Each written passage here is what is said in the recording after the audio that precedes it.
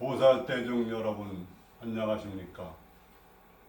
석가모니 불께 경배 찬탄합니다. 미륵존불 본각선교원 깨달음세계 오늘 법회 주제는 남해 금정산의 생불 하동산 스님입니다.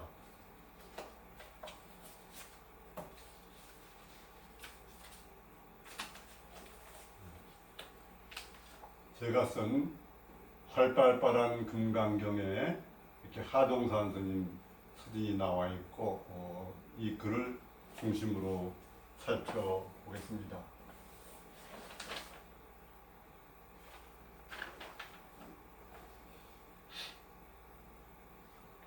하동산 대동산은 대한불교 조계종 종정을 세 차례나 지내시고 현대 한국불교 중흥물사를 이루시며 3.1운동 민족 대표였던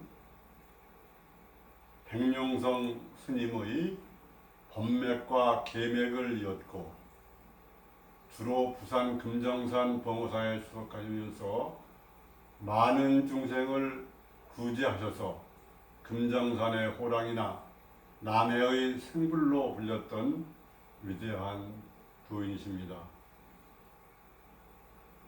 우리는 이런 도인처럼 참나를 찾아가는 견성 성불의 길로 가고 있습니다. 지금 여기뿐입니다. 우리가 인생길을 가는 나그네인데 지금 그 주체성이 없는 내 몸, 이 송장을 끌고 다니는 게 뭐냐? 이런 질문을 선사들은 많이 합니다. 그에 대해서 백세 세상, 인간 100년 3만 6천 날 아침 반복하는 게 본래 인원뿐이다. 불생불멸의 부동자이다. 이렇게 말할 수 있습니다. 우리가 모두 가장 알고 싶어 하는 것은 근본적으로 나는 누구냐, 어디서 와서 어디로 가는가, 생사해탈은 어떻게 하는가 일 것입니다. Who am I? 나는 누구냐? What is this? 이목고. 이목고라는 화두를 가나선에서는 가장 많이 사용합니다. 그래서 조사설의가 뭐냐, 불법의 대의가 뭐냐 이렇게 말할 때 하늘이 맑다, 뜰 앞에 잣나무다, 마상근이다,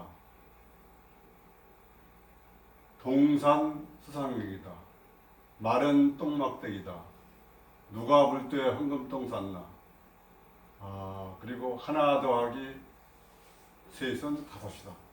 이와 같은 것들이 모두 그와 같은 전문각지 행지저와 어목동정의 깨달음이다. 이렇게 말할 수 있습니다. 근데 우리가 가만히 세상 살다가 너는 누구냐고 물으면 우리는 당황하게 됩니다. 어린이는 나요나 이렇게 얘기하지만 우리는 당황하게 됩니다. 왜냐하면 나는 내가 나를 모르는 거죠. 그게 무지인데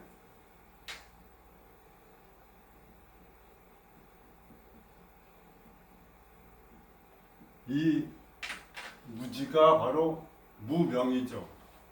밝음이 없는 거. 그리고 또 하나는 이 자성이 없는 몸을 나라고 생각하는 겁니다. 그게 착각이죠. 이 착각과 무지가 우리가 인생살이를 고해로 살아가게 하는 그런 원인인데, 그런 착각에서 어떤 지나친 욕심을 내거나 싫어해서 화를 내거나 또는 몰라서 어리석거나 이 탐진치 삼독의 마음이 여러 가지 고난의 원인이 되는 것이다. 그렇게 말할 수가 있습니다.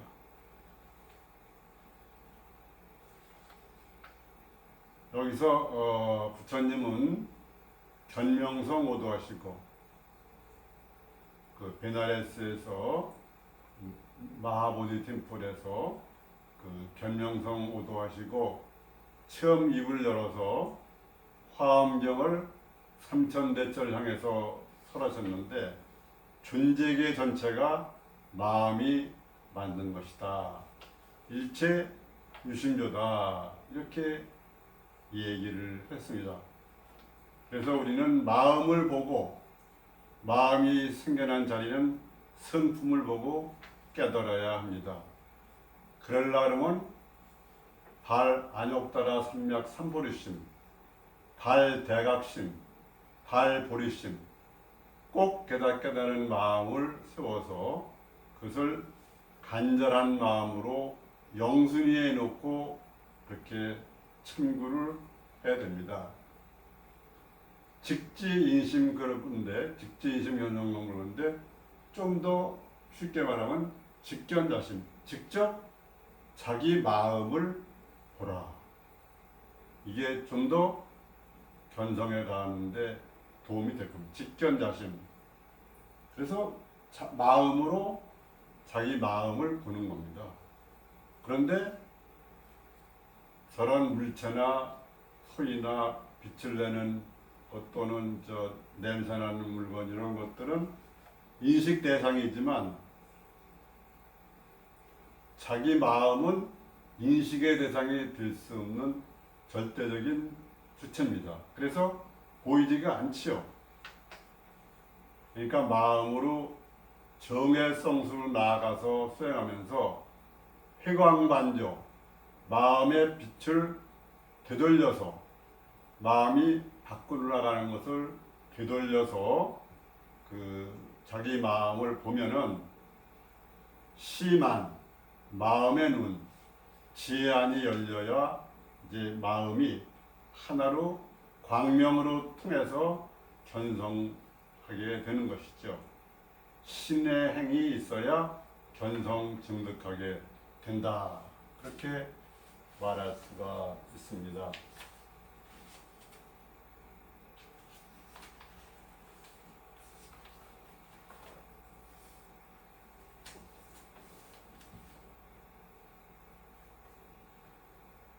하동산 대종사는 한국 불교의 은으로 보모사와 해인사 등의 조수를 지내시고 1954년 65세 때에 대한불교 조계종 종정에 추대되었고 1955년과 58년에 다시 종동으로 추대되셨습니다.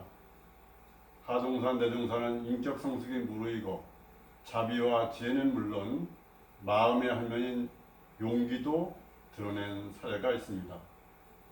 그것이 한국불교 정화 중흥의 계기가 되기도 했습니다. 6.25 한국전쟁으로 인한 부산 피난정부가 1952년 6월 6일 금정산 범어사에서 전몰장병 합동위형제를 거행하게 되었습니다. 법주는 하동산 스님이었습니다. 그때 대통령인 이승만 대통령은 1시간이나 늦게 유엔군 사령관들과 함께 도착하여 법당 안에서 모자를 쓰고 손가락으로 부처님을 가리키며 말을 하였습니다. 이 모습을 본 하동산 스님이 느닷없이 이 대통령 향해 큰 소리로 말했습니다. 이것 보시오. 일국의 대통령이라는 분이 감히 어디서 모자를 쓰고 부처님께 손가락질을 하고 있다는 말씀이시오. 어이쿠, 이거 내가 큰 실수를 했소이다.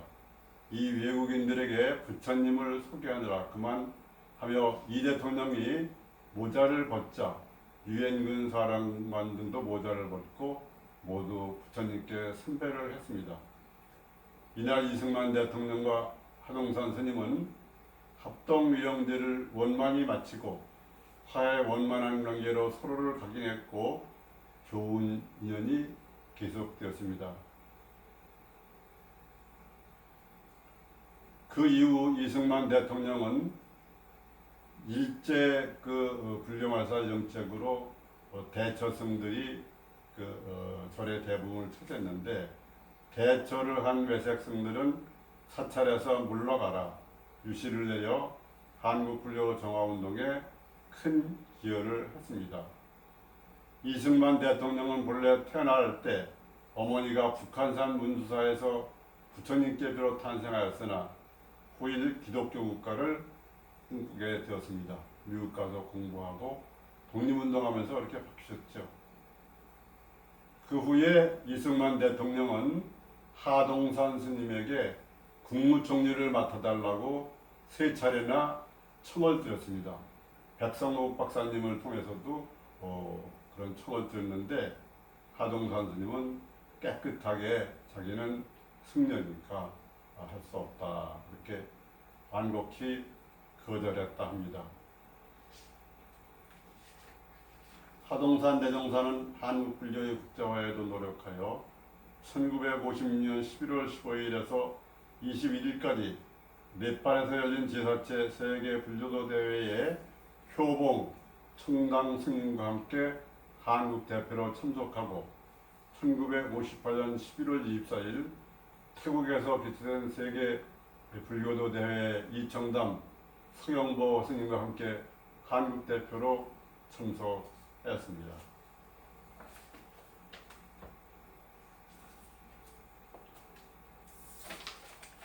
그렇게 한국 불교의 세계화에도 노력을 하셨는데 다음에는 하동산 스님의 탄생과 출과 수행적인 삶을 살펴보도록 그렇게 하겠습니다.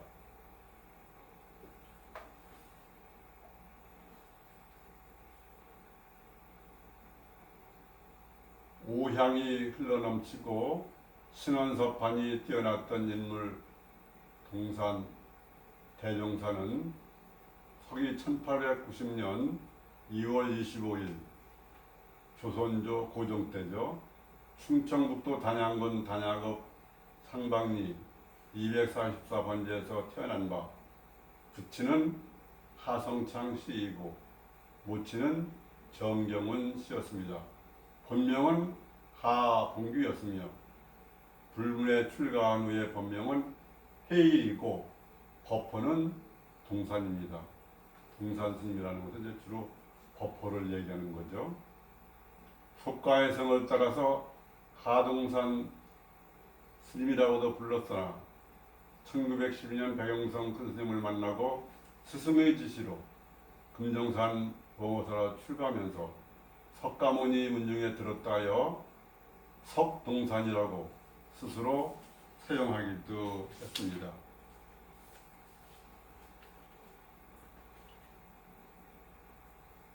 사람이 세상을 살아가는데 그가 어떤 사람과 만나느냐는 중요한데 특히 부모 자식 관계, 친구 관계, 배우자 관계, 스승 관계 이런 것이 참 중요하죠.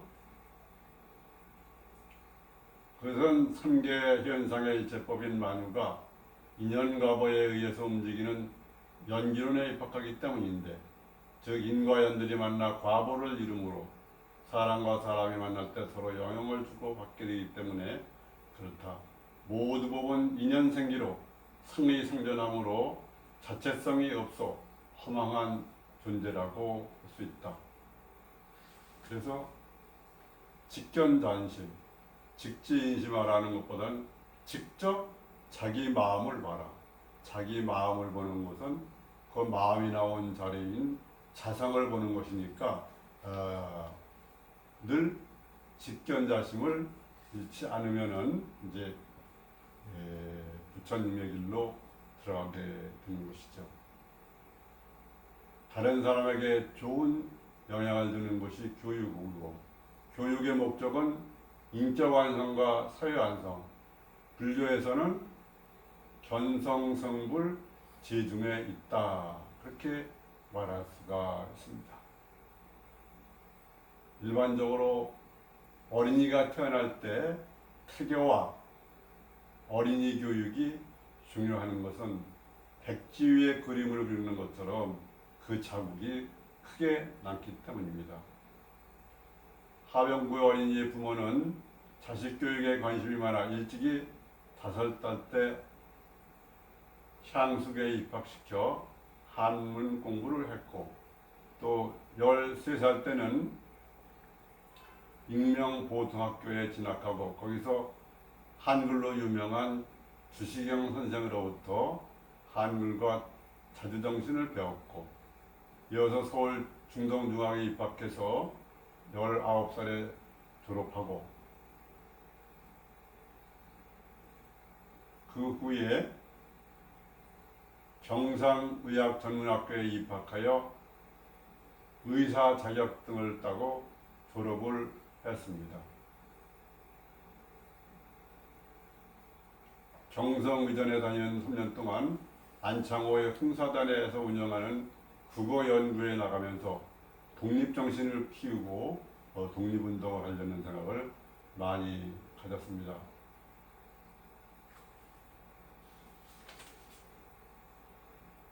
하병구 대학생이 학교를 다닐 때는 우리나라가 일본에 합방돼서 포갑정치를 당하고 있었고, 또 일본은 한국 침략의 선동으로 한국 불교를 외색화하면서 불교 왜곡 말살 정책을 폈는데, 그 앞장선 것이 일련종과 창가학회 공명당을 만드는 일련종과 그다음에 여러 가지 종파들이 그 후에 계속 나왔습니다. 일련종은 그 대표인 산호가 김홍집 풍리대단에게 청하여 승려의 서울 도성 출입 금지를 해제하게 하여 인심 쓰는 것처럼 하면서 출가둥이 대처 시육하게 하는 일본식 불교, 외색 불교가 한국에 들어와서 흥폐화 시켰습니다. 그의 일본 정토적 영향으로 원흥사의 한국불교연구회와 명진학교를 썼는데, 이때는 친일승 거도인 폐인사 주지 이회광의 손으로 넘어가게 되었고, 이회광은 원종의 종정이 되어 한일합방이 되자 일본 조동종과의 연합조약을 체결하기도 했습니다. 그래서 한국불교의 일본 예속을 막기 위해서 박한영, 한용운, 오성월, 진진흥 스님 등이 순천 송광사에 임재종을 세우고 종문을 설치했고, 그 다음에 그런 저기로 원종이 해산하게 되었습니다. 하동산 스님은 하병구 의사는 고숙이 되는 위창 오세창 선생의 권유와 주선으로, 오세창 선생은 3.1운동 때 민족대표 33인의 한 분이시죠. 국민대중의 깨달음을 위한 대학교 운동을 벌이고 한용운 선생님과 함께 민족대표 33인의 한 분이었던 백룡성 스님을 서울대학사에서 만나서 배우게 했습니다. 그래서 하동산 스님은 범호사 금호선언에서 백룡성 스님을 은사로 오성월 스님을 기사로 해요 수가해서 동산해일로 거듭나고 부처가 되기 위한 신의 행정의 길을 걸었습니다. 의사인 하동산 스님이 처음 백룡성 스님을 찾아뵈었을 때 백룡성 스님은 육신의 병을 고치는 사람이 의사다. 중생의 병에는 두 가지가 있으니 배가 아프고 종기가 나고 상처가 나는 것은 육신의 병이요 탐욕과 성능과 어리석음의 선덕시는 마음의 병이니 육신의 병만 고치는 것이 무슨 소용이 있을 것인가? 라는 법문을 듣고 호련히 발심하여 가족을 떠나 석가모니 문중에 출가를 했습니다. 그래서 여러 가지 경전도 있고 선어록도 읽고 연불, 독경 이런 여러 가지 공부를 했습니다. 그래서 동산 스님은 출가한 후 경전 공부와 사집을 읽으며 범어사 금호선원에 들어가 성원 스님 지도하에 가부좌를 틀고 앉아 한철 참선수행을 했습니다. 그는 이어 마남 스님 부탁으로 스승인 용선 스님이 배양사 운문함에서 납자들을 지도했으므로 스스로 배양사로 갔습니다. 그는 거기 용선 스님으로부터 전등록, 선문염송, 법망령, 사본율 등을 배우며 부족계를 받고 참선수행을 봉행하였습니다.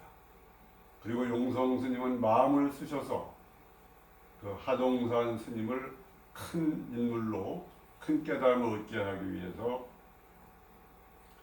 평안남도 남산 맹산군 도리산 우두암에 계시던 방아남 스님을 찾아서 사교과 등을 두루 배우게 했습니다.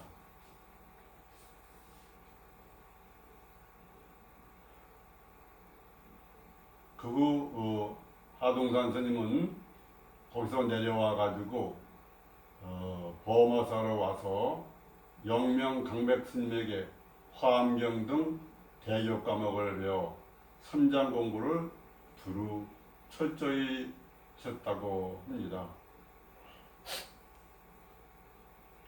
1919년 봄 동산 스님은 하남 스님으로부터 김인년 3.1 독립선언으로 용선 선사가 감옥에 있으니 올라가 옥바라지를 하라는 분부를 듣고 서울로 올라왔던 것입니다. 스승이신 용성선사와 만해 한용원 선사가 불교 대표 33인으로 옥고를 치르게 돼서 하동산 스님은 그 용성 스님 옥바라지, 충성 스님은 그 한용운 스님 옥바라지를 했는데, 그때 충성 스님 말씀이 그 하동산 스님은 스승님이 옥에 있는데 어찌 편히 누워서 잘 것이냐라고 자지도 않고 이렇게 불교 공부를 정진하셨다고 합니다.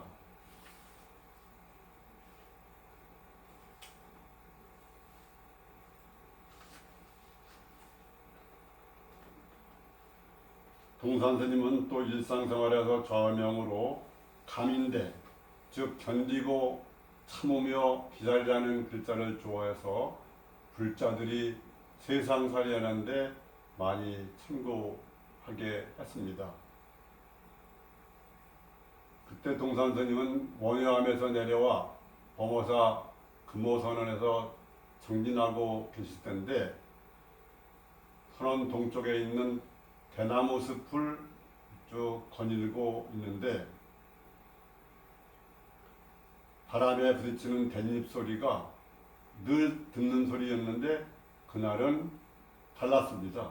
아니 달리게 들었던 거죠. 스님은 그 순간 화련히 마음이 열려서 깨달음을 얻으셨습니다.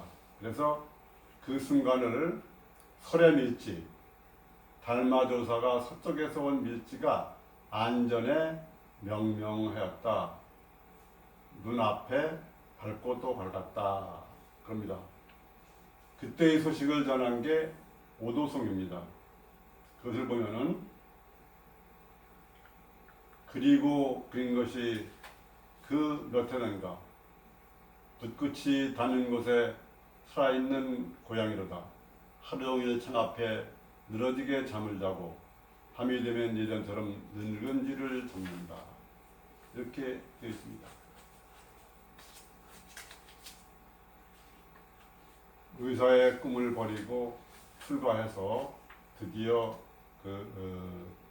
깨달음의 길을 가시고 또 나중에 용성 대선사로부터 지산 7불 계획도 이어받으셨습니다.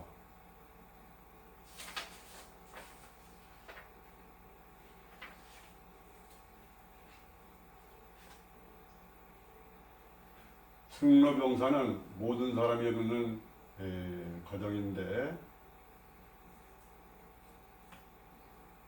본래의 자리는 진여문이지만 승대세계는 생사가 있는 생멸문입니다. 1965년 음력 3월 23일 오후 6시 지혜와 자비와 용기를 갖추셨던 하동산 스님은 계전수사가 지켜보는 가운데 여여하게 본래 자리로 돌아가셨습니다. 한국 불교의 큰불 승불이 사라지면서 대적 산마에 드신 열반이었는데 그때 하동산 대종사의 나이는 76세여 법남은 53년이었습니다.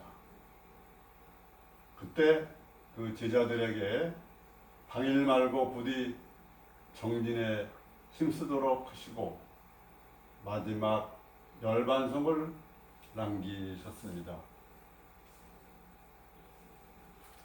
그 열반성을 보면 원래 일찍이 바꾼 적이 없거니 어찌 두 번째의 몸이 있겠는가. 100년 36,000일 매일 반복하는 것, 매일 반복하는 것 다만 이놈뿐일세. 그러니까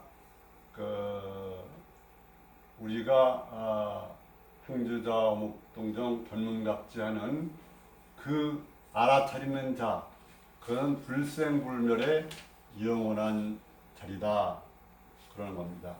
그래서 그때 하동산 대종사님의 열반 소식을 듣고 온 스님만 2,000명, 신도들까지 합치면 3만여 명이 와서 추모했다고 합니다. 그때 대한불교 조계종 종정인 이청당 스님이 조사를 했습니다. 그걸 보면 큰 법당이 무너졌구나, 어두운 밤에 횃불이 꺼졌구나, 어린아이들만 남겨두시고 우리 어머니는 돌아가셨구나, 동산이 물 위에 떠다니니 1월이 빛을 잃었도다, 봄바람이 무르익고 꽃이 피고 새가 운다. 지금 여기 이 자리뿐입니다. 보살대중 여러분, 오늘 본각성교원 깨달음 세계 남해 금정산의 생물 하동산 스님을 마치겠습니다. 모두 직지견심 성불 제중하십시오.